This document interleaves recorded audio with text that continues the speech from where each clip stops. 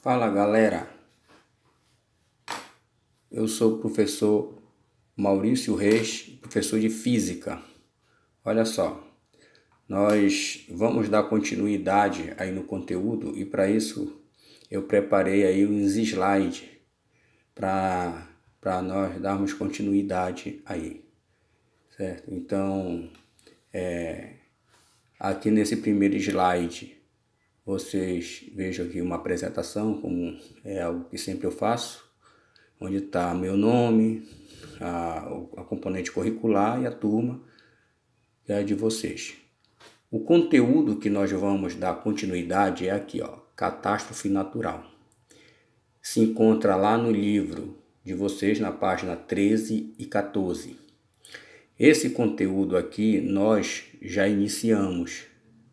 Nós já iniciamos aí a catástrofe naturais. Então, para a gente dar continuidade, eu vou fazer uma breve revisão só para nós entrarmos nessa continuação desse capítulo aí de catástrofes naturais, certo? Então, assim, só relembrando, catástrofes naturais é todo fenômeno que ocorre na natureza capaz de acarretar grandes danos materiais, inclusive com perdas humanas. Isso é muito comum, né? Nós ouvimos falar em catástrofes naturais, onde ele acaba provocando grandes danos materiais e perda humanas, né? De vidas humanas. Só que as catástrofes naturais, elas são causadas por dois motivos. Um dos motivos é por alterações atmosféricas, que eu coloquei aqui, olha, até de outra cor aqui do slide, e também elas podem ser provocadas por movimentos no interior da Terra, que são os movimentos das placas tectônicas que nós já estudamos no início do capítulo sobre as camadas da Terra, beleza? Então vamos ver aqui, ó, as catástrofes naturais provocadas por alterações atmosféricas e as provocadas pelo movimento no interior da Terra, certo? São elas. São aqui, ó. Por alterações atmosféricas nós temos o tornado e tufões, ciclones e furacões, cheias e secas. Esse okzinho aqui que está do lado, ó, foi que eu já trabalhei com vocês. Todos esses outros aqui, ó, falta eu trabalhar, que é exatamente a continuação que eu vou dar nesse slide aqui do nosso conteúdo, beleza? E aqui esses outros aqui, ó, terremoto, vulcões e tsunami, já são catástrofes naturais provocadas pelo movimento no interior da Terra, que nós já sabemos que são as placas tectônicas que se movimentam e acabam trazendo algum tipo de consequências para a superfície da Terra, beleza? Então, vamos aqui no terremoto. Só lembrando que, seguindo a sequência do livro de vocês, certo? A próxima catástrofe aqui seria terremotos, tá? Então vamos lá. Terremoto, também chamado de sismo. É muito comum você ouvir falar em sismo ou abalo sísmico, né? Em noticiários de televisão que vão divulgar terremoto em alguns países que ocorreu, vocês podem ouvir falar também em abalo sísmico. Então vamos ver aqui o que seria um terremoto. É uma vibração da superfície da Terra provocado pelo movimento das placas tectônicas. Isso nós já estudamos, né? Olha só aqui, eu coloquei entre parênteses aqui atividades vulcânicas ou movimento de gases. Isso aqui são as duas condições que faz com que ocorra esse movimento dessas placas. Sabemos que o terremoto ele é provocado quando ocorre um deslizamento, né, das placas tectônicas. E esse deslizamento das placas tectônicas, eles estão sobre o magma. Então, o magma ele pode desenvolver alguma atividade vulcânica, ou seja, algum movimento no magma que pode ocasionar o movimento dessas placas. Assim como o movimento de gases, porque estudamos nas camadas da Terra que no interior da Terra há uma temperatura muito elevada. E expliquei para vocês, quando nós estudamos as camadas da Terra, que no interior da Terra existe um processo de convecção térmica devido à alta temperatura. E essa convecção, ela produz um gás. E esse gás também ele se movimenta no interior da Terra. Essa movimentação de gases produzido pela convecção térmica, ele também pode provocar o movimento nessas placas tectônicas. Se essas placas tectônicas estiverem numa forma de deslizamento, influenciada ou por atividades vulcânicas ou movimento de gás, ela provoca o terremoto, certo? É o que acontece de fato aí, o terremoto. É comum os terremotos ocorrerem em zonas de encontro de duas placas tectônicas. Correto. Aqui é o seguinte, inclusive até coloquei, quando nós fomos fazer a revisão, as atividades de revisão, para vocês eu coloquei uma questão que falava sobre por que no Brasil há baixos indícios de terremotos aqui na nossa região, certo? Por quê?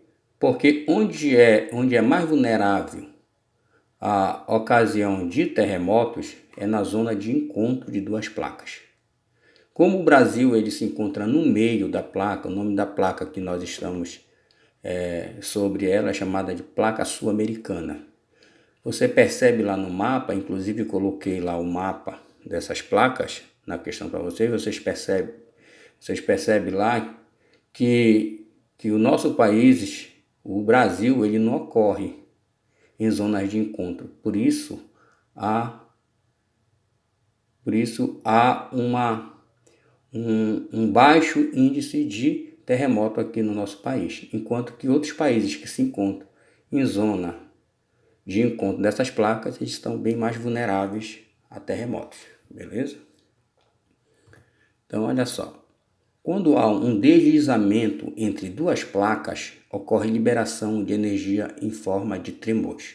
Então, eu coloquei aqui, olha, para vocês, que quando sofre esse deslizamento das duas placas no interior da Terra, provocando o terremoto, ela libera ali uma energia, também chamada de onda sísmica, certo? Onde ela se propaga até a superfície da Terra, provocando esses tremores.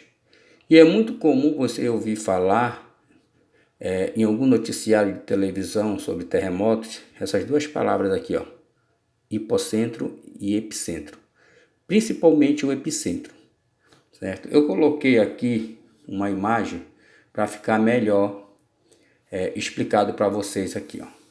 Aqui eu simulei aqui um terremoto. O hipocentro é onde de fato ocorre o deslizamento da placa. Quando ocorre esse deslizamento lá da placa, lá é liberada uma energia. São ondas sísmicas que começam a se propagar, ó, você percebe aqui, ó, ocorre a propagação até a superfície da Terra. O ponto acima do hipocentro, ou seja, acima de onde ocorreu essa onda sísmica, onde foi liberada essa energia, é chamado de epicentro. Então, quando você ouvir falar na palavra epicentro, em algum momento da sua vida aí, em noticiário de televisão, na leitura de um livro, no jornal, você pode estar lendo algum noticiário a respeito de terremoto, e se você ouvir falar a palavra epicentro, significa dizer um ponto acima de onde ocorreu a liberação dessa energia, que é chamado de hipocentro, certo? E assim, não é no epicentro que ocorre a maior intensidade do terremoto, mas sim em torno do epicentro, certo? É em torno do epicentro que as consequências do terremoto, a tragédia ocorre com maior intensidade, beleza? Então, fique atento aí para essas duas palavrinhas aí que elas são parecidas, porém são diferentes aí nesse contexto aí. Perceba que o epicentro é na superfície da Terra, e o hipocentro é no interior da Terra onde ocorre, de fato, o deslizamento dessas placas, beleza? Vamos lá. Escala Richard. Richard foi um camarada que conseguiu medir a intensidade de uma onda sísmica na superfície da Terra. Então, quando você ouve falar de um terremoto que foi 8 graus na escala Richter, significa dizer a intensidade desse terremoto, até coloquei em cores diferentes aqui, significa dizer que é a intensidade do terremoto na superfície da Terra. É o estrago que ele provoca na superfície da Terra. Então, Richard, ele conseguiu medir através de um instrumento que ele fez, e ele mediu essa intensidade na superfície da Terra numa escala em homenagem a ele, chamado de Richard, e ela é graduada de 1 a 10. Beleza? Muito cuidado, porque às vezes a gente ouve falar em magnitude. Você muitas das vezes até encontra intensidade e magnitude como se fosse a mesma coisa, certo? Como se fosse palavras sinônimas, mas de fato não é. A intensidade é utilizada na escala Richard e é a destruição que um terremoto ocasiona na superfície da Terra. Já a magnitude, eu vou voltar aqui só para vocês entenderem melhor, a magnitude já é onde é liberada essa energia, no caso lá no hipocentro, certo? Aqui é outro instrumento tecnológico utilizado para medir, é o sismógrafo, tá? Então também tem essa diferença aí entre magnitude e intensidade de terremoto.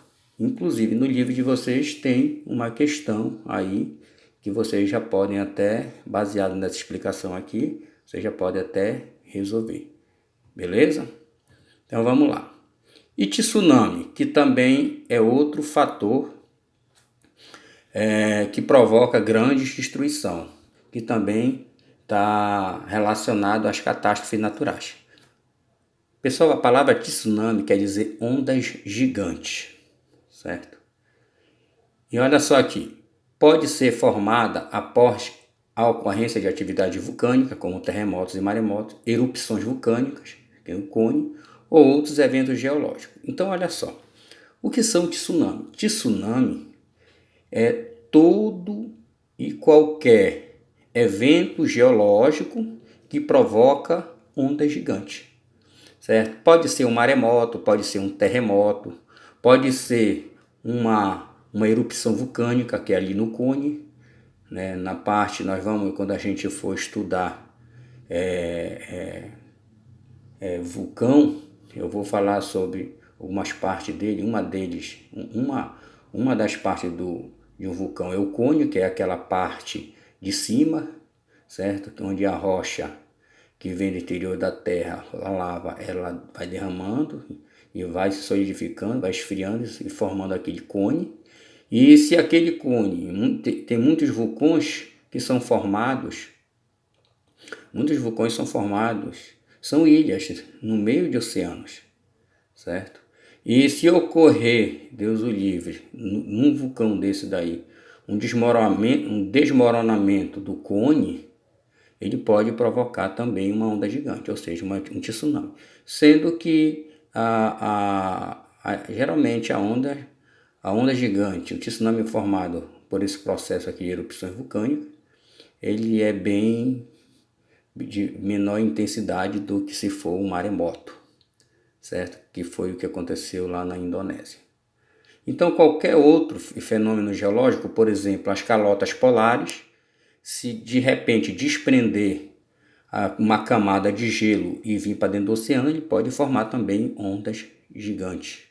Também é chamado de tsunami, tá bom? Então tsunami está relacionado diretamente a ondas gigantes que são provocadas por qualquer evento geológico, certo?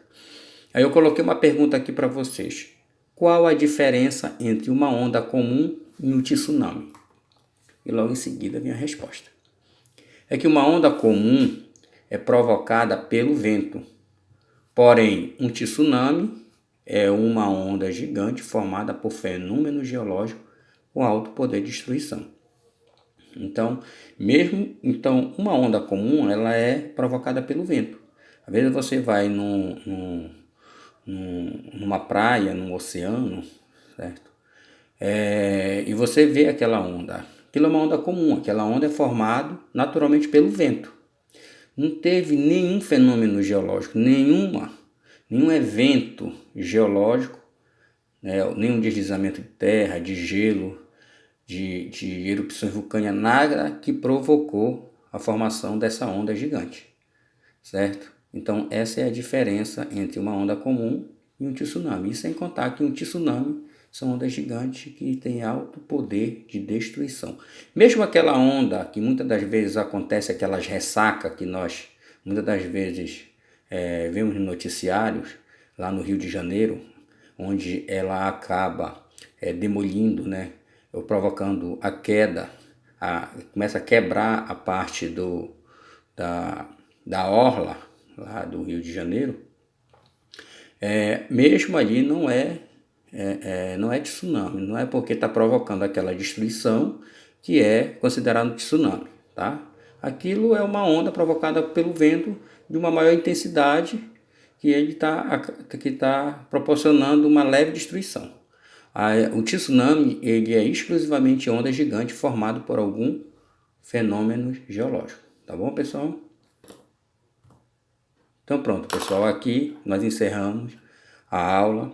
Espero que eu tenha atingido o objetivo aí no aprendizado de vocês, certo? E no decorrer da semana nós vamos dar continuidade aí ao nosso conteúdo, que esse conteúdo já é para nossa segunda avaliação, beleza?